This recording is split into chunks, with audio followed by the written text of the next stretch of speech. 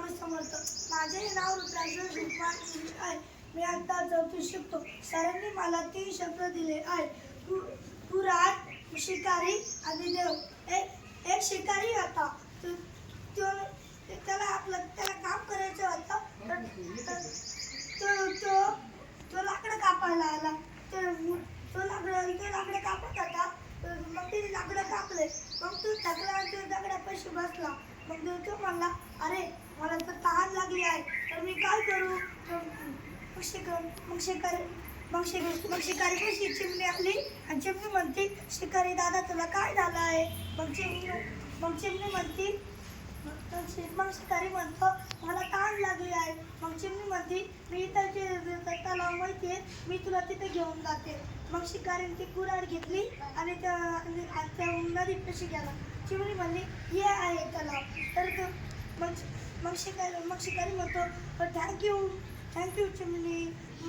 मग शिकारी पाणी पित होता, तेवढ्यात तिची कुऱ्हाड नदीत पडून गेली. मग नदीत पडली. शिकारी म्हणतो, अरे माझी कुऱ्हाड नदीत पडली, मी आता काय करू? मग तो असं विचार करत राहिला आणि म्हणतो, अरे आता माझी कुऱ्हाड कशी काढू? मग त्याच्यातून एक देवी बाहेर आली. मग देवी म्हणते, शिकारी दादा तुला काय झाले आहे? मग शिकारी म्हणतो, माझी कुऱ्हाड खाली नदीत पडली आहे. मग देवी म्हणते, मी तुला कुऱ्हाड शोधून देते. मग शिकारीने मग देवीने 3 कुऱ्हाड बाहेर काढली. एक चांदी, एक सोनं आणि एक लाकडाची. शिकारी म्हणतो, माझी तर एकच होती, मग मला 3 कमवून. मग देवी म्हणते, याच्यामधून तू एक चूज कर. मग शिकारी म्हणतो, माझी लाकडाची कुऱ्हाड आहे. मग देवी म्हणते, तू प्रामाणिक आहे. धन्यवाद.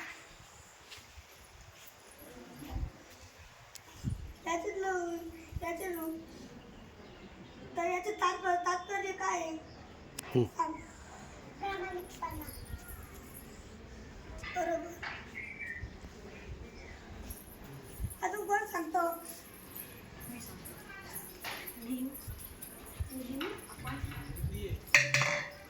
आपण खरे बोलावे आणि जे चांगल्या वस्तू आहेत पण त्या आपल्याला नसतील त्या घ्यावा नाही.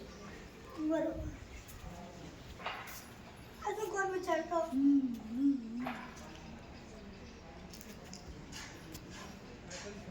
धन्यवाद.